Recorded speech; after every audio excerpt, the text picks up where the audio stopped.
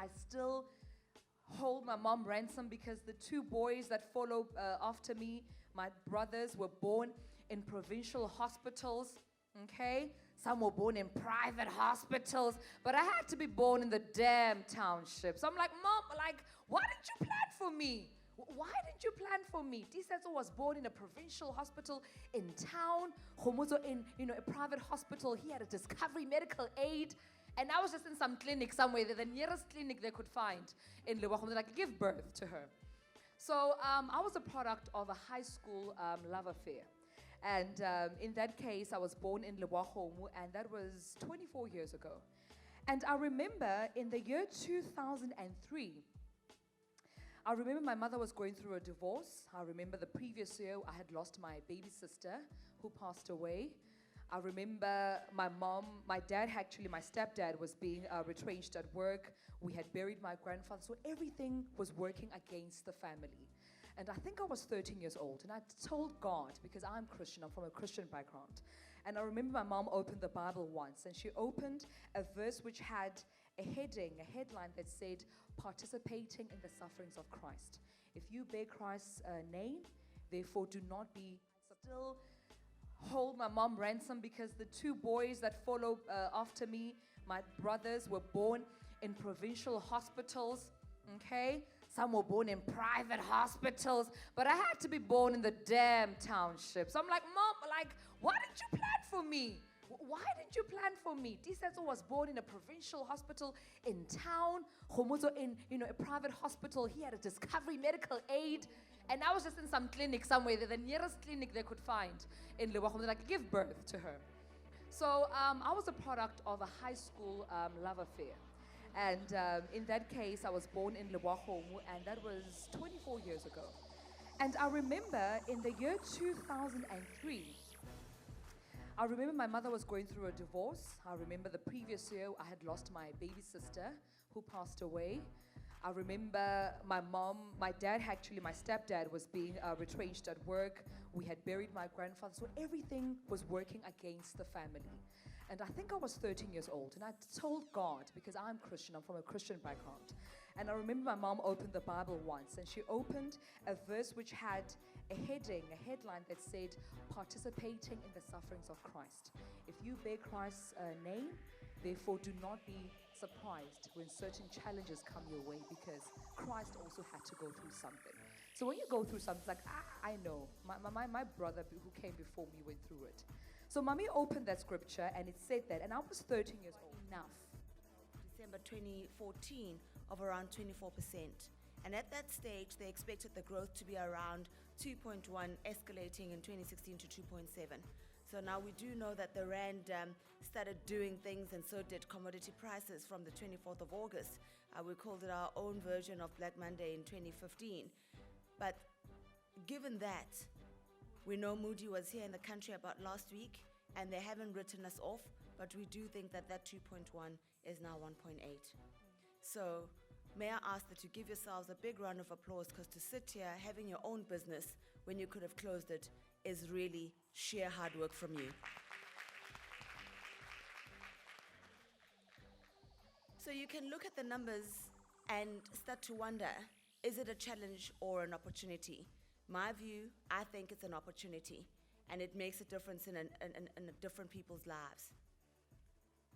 The SME Growth Index statistics that was held in 2013 just really started to say, what does the state of SME look like in our country? And of course, it started saying, is it easier to do business? And there were quite a mixed answers, but it looks like from a regulation perspective, you've got to be able to navigate the regulation for you to know what to do and to make your life much easier to do business. And of course, being in the banking world, we started looking at this and saying, is it not an opportunity to offer through to our customers? And then, of course, what we were able to see and what was very encouraging was because the business trajectory and business confidence was that it was still high, and small businesses were wanting to do business in this country. So, I mean, in 2013, and I don't have the latest research that will be coming out soon for 2014, it said it can take an average of 75 hours a month dealing with just red tape. Could be SARS, could be UIF, could be CIPC. In the meantime, you don't have customers walking through the door. You don't have enough lead time to pay your suppliers. So planning to succeed is absolutely important. The vision to succeed becomes important, but unless you back it up with a plan, you might find that you fail or miss your plan. So at Standard Bank, one of the key things on looking at various research and looking at the economy at large, we then started to say, what role do we need to play? And how do we support our small enterprises? Because what they've said to us is that I'm CEO, I'm CFO, I'm COO, I'm human resources, and I could even be counselor to some of the people that work with me or for me. And I want a bank that makes it easy for me. I want a bank that's open 24 hours because I work 24/7. My business never goes to bed. And yes, I want a bank that will help me with expertise because I don't always know what I don't know. I am good as a hairstylist, as an example, or I'm good as a plumber or a consultant, but I didn't study accounting. And as a matter of fact, I need a banker that understands. And then on the third question, Musa, I hope you are comfortable given your circumstances, but what I would say there is that the BizConnect allows you to ask questions and to start looking at what financial gaps do you have, or sometimes you don't know what you don't know. So you can go through all of that expert advice and pick up the things that are relevant to you with the financial knowledge that you need. And then, of course, what we do have as Standard Bank is a product called BizLaunch, where we are now able to give you, as a startup, free access to Pastel.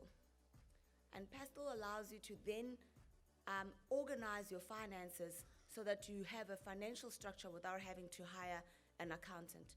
But what we have seen is that probably 60% of the customers that we give Pastel for free to use it, and the rest just don't use it. And the ones that do use it are actually finding that they're still trading today and they're becoming more successful by the day.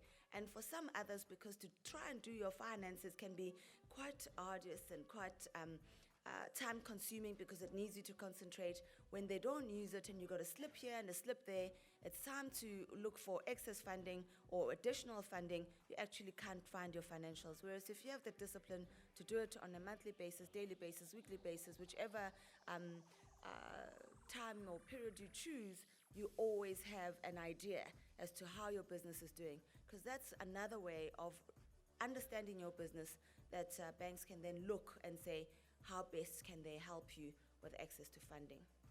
A warm round of applause. Thank you so much, Ethel Nyembe, for that presentation. Please give a warm round of applause. Thank you so much, Ethel. I have the opportunity to come and speak to you about what we're doing at Redisa. Redisa is a very new brand in the country. It's the Recycling and Economic Development Initiative of South Africa.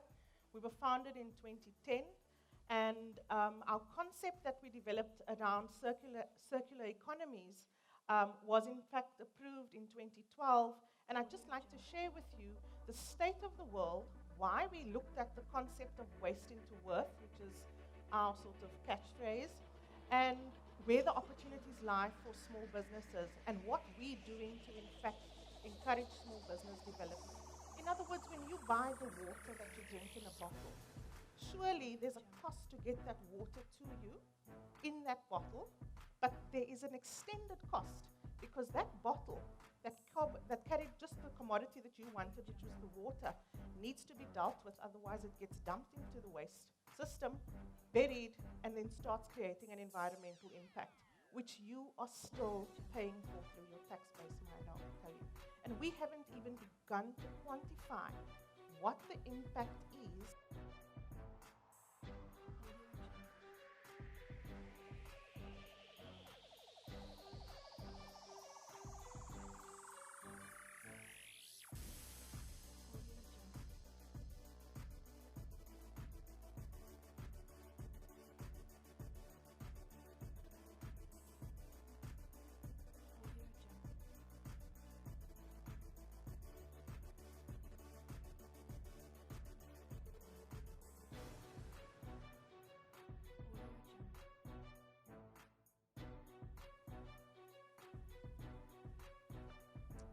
but definitely not least, we have Christopher Joseph from Real City Food.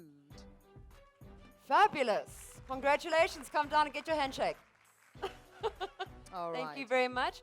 And then I think what we might do, and Shanika, you're twisting my arm, I will give away a custom-made 10-page website before the end of the day. So if you would like us to consider helping you, wait, I want to get my handshake, seriously. I worked hard for this prize, dude. Seriously, thank you. Thank Okay, you so so much, at the Monica. end of the day, we'll give away a custom-made 10-page website that will be fully integrated into Facebook, giving you 10 pop mail accounts, and that will give you a good start. Happiness. Thank Warm you, round of guys. applause. Monica Maynard, thank you so much. Thank The you. manager at MTN Business SA. Thank you so much for all those goodies.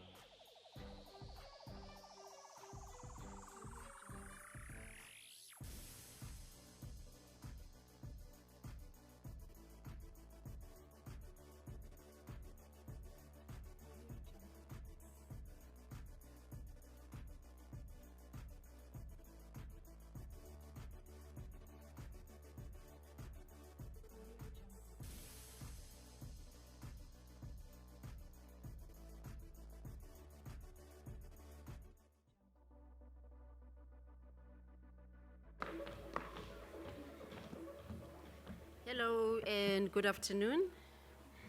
Yeah, do me. I spoke to a gentleman earlier on at our stand, and he actually said to me that before he experiences the economy class service, he wants to experience business class. The SAA procurement transformation mission is right there on the board. It is to lead and accelerate transformation in the SAA aviation industry and focus more on inclusive opportunities for Black-owned, women-owned, disabled, and youth-owned businesses, and the development and implementation of a sustainable, environmentally friendly procurement.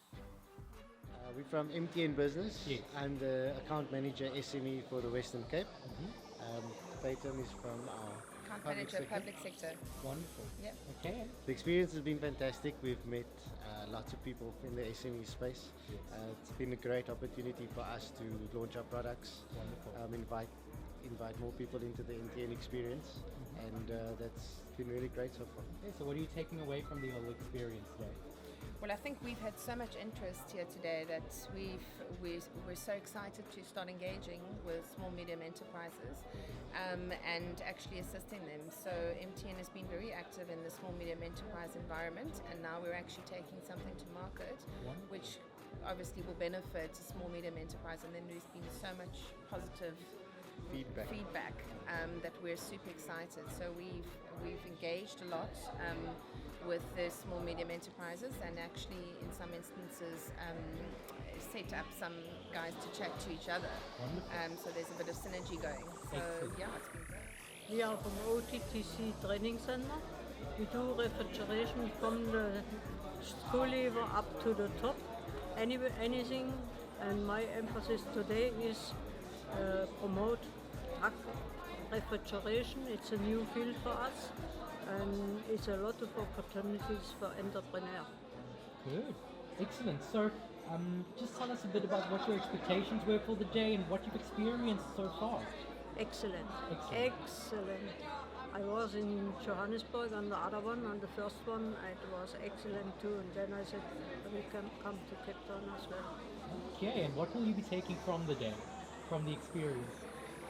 You have the best exposure, you see people which are really interested, Yes. and you can enjoy it. It's really a good Wonderful. project. Wonderful.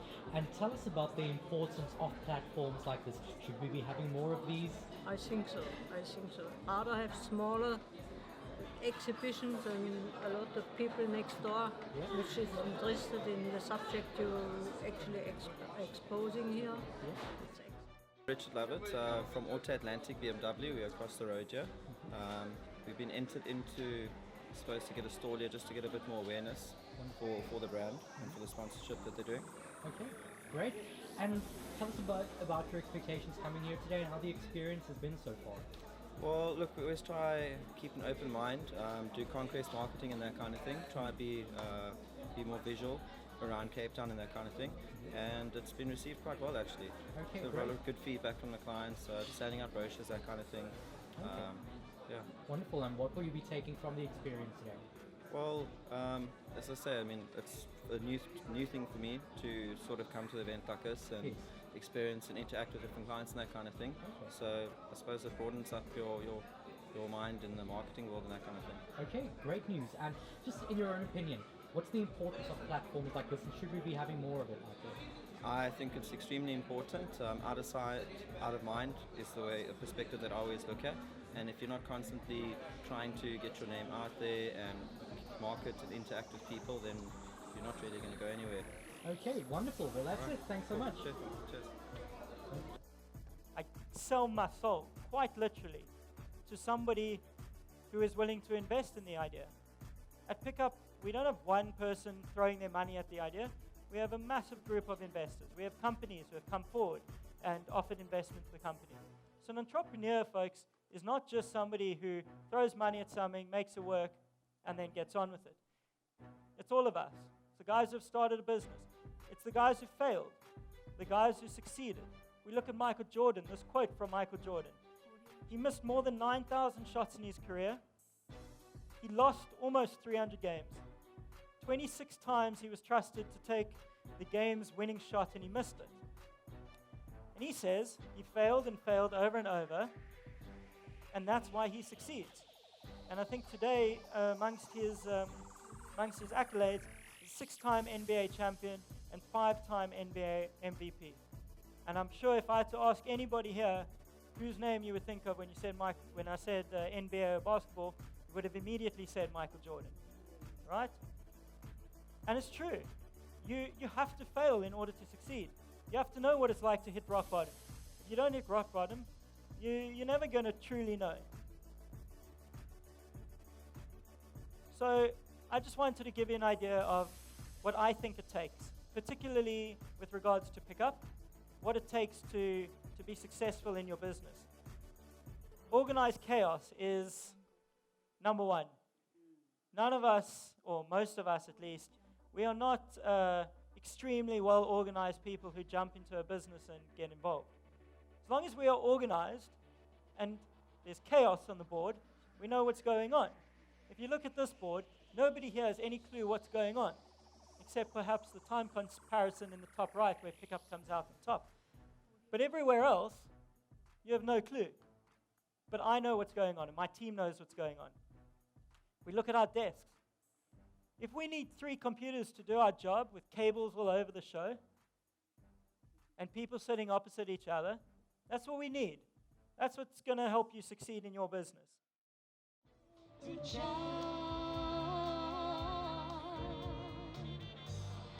place to be ending, but somewhere to start. No need to ask you, the smooth operator. Smooth operator. Smooth operator. Smooth operator. Coast to coast, LA to Chicago, west to Maine, across the north and south to Chicago, not the same.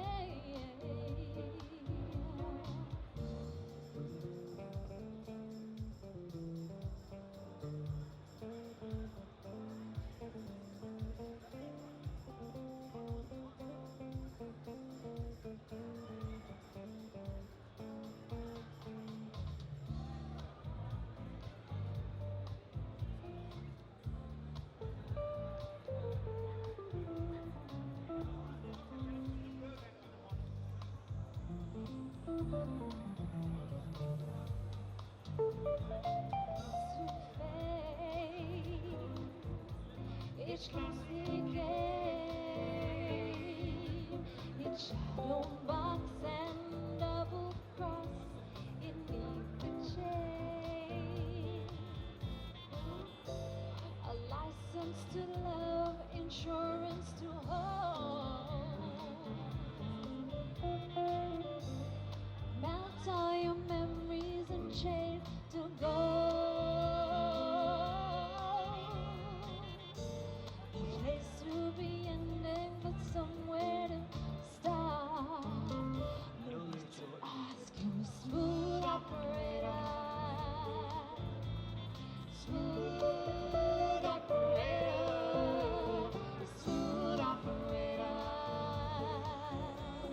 Smooth operator. Coast to coast, island to Chicago.